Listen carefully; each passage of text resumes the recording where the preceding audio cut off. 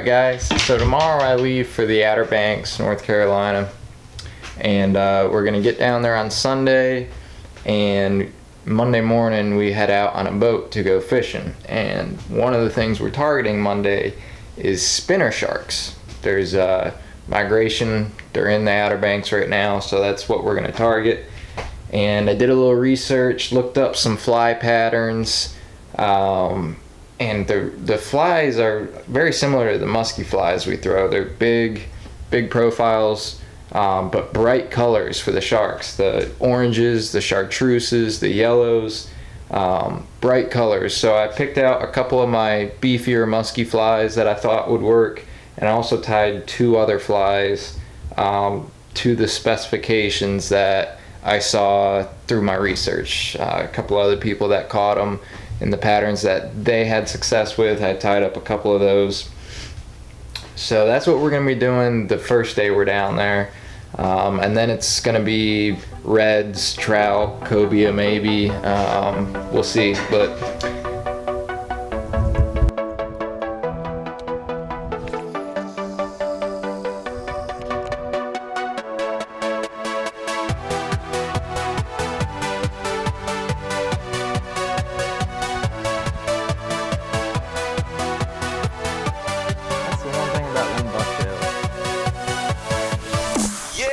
there's one. Got him. Got him. Good fish. Good fish.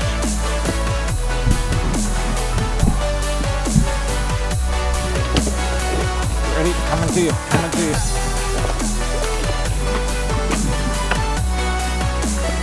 Boom. Didn't take long, did it?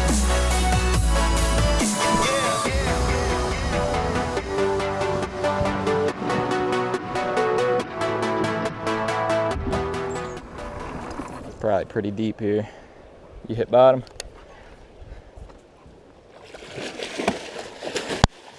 Jesus. I got it. Oh.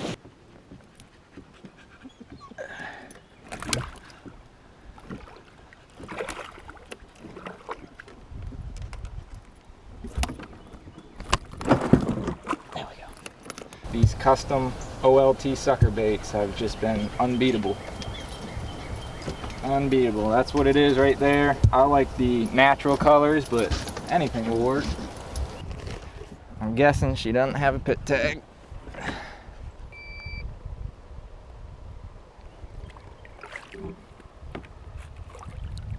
No tag found. New tag. That's the tag. It's about the size of a grain of salt. Or excuse me, not a grain of salt, about the size of rice, a kernel of rice, grain of rice, what do you call it? Grain of rice? And put it right in the needle, and then scan it. C014159.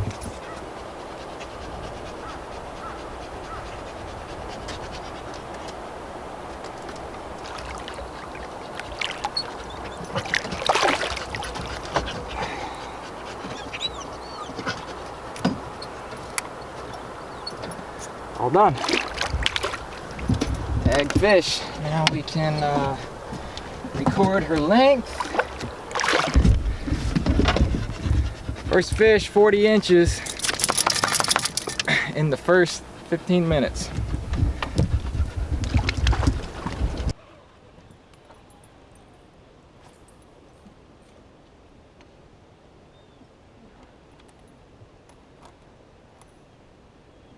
Water is up high enough in that creek, they could have gone up in it now.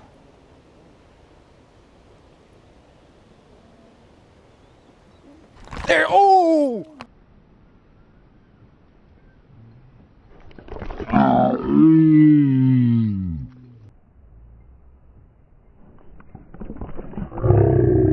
Big fish, big fish. She took my tail off.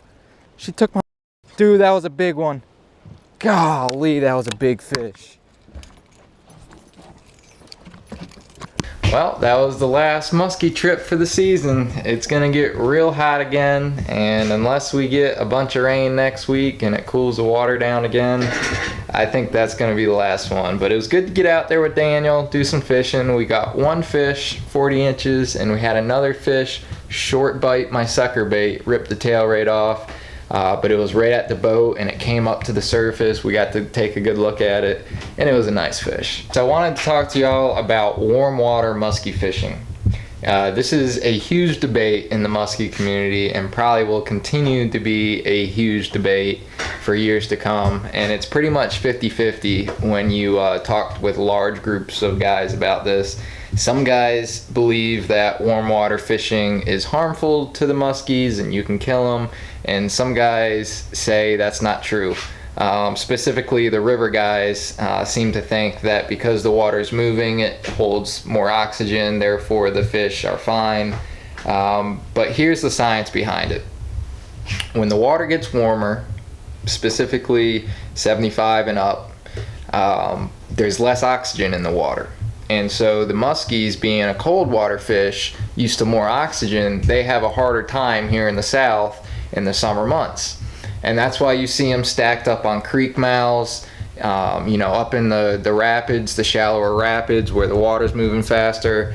And that's because they're in survival mode. They're just trying to stay alive at this point when the water's hot. And so when you hook one in the warm water and you fight it on a rod and reel, there's a couple things that happen.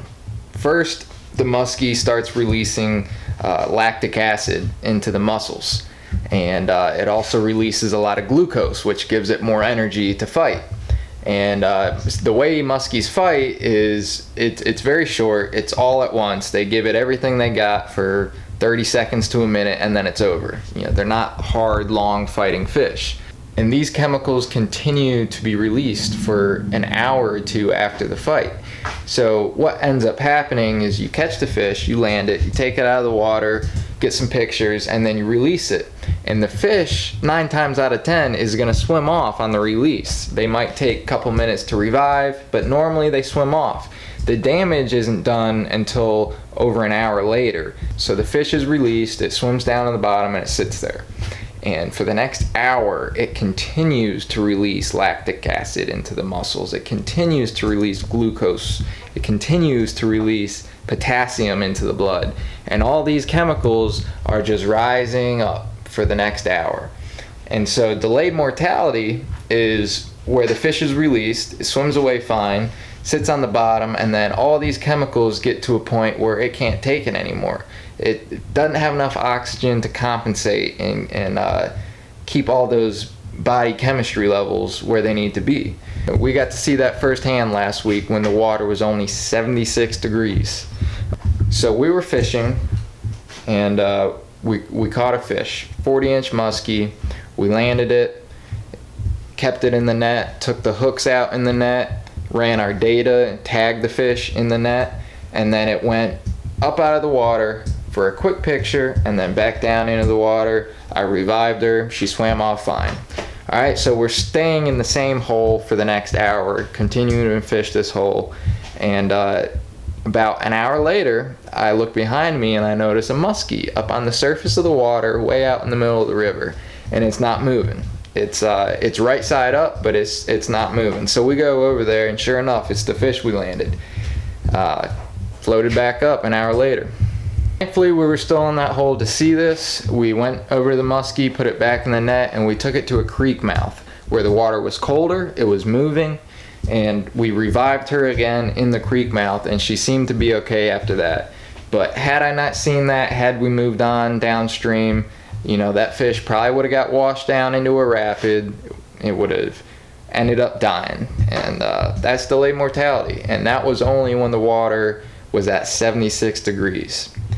So it's your right and your choice to fish hot water. There's no laws, no season in Virginia that says you can't. But look at the research. Learn for yourself what happens in these warm waters with these cold water fish that are not native to our area. And do our fishery a favor and just stop fishing for them. You know, we are so fortunate here in Virginia to have so many great musky fisheries, and it's up to us to protect them and keep the fish happy and healthy when we're targeting them. And it's just a month or two out of the year. You know, we'll be back at it in September. You can target them again, and they'll be safe to fish for. But that's about it. I've got a couple flies left to tie and start packing the bags for the beach. And yeah, we've got a bunch of OLT customs coming in this week, and I don't think I'm gonna be here when the box comes in, so I'll put them on the website next week when I get home. And yeah, if you're waiting on an OLT from me, it'll be 1 week. I'll have them up. So hang in there. We'll get you some baits, catch some fish later.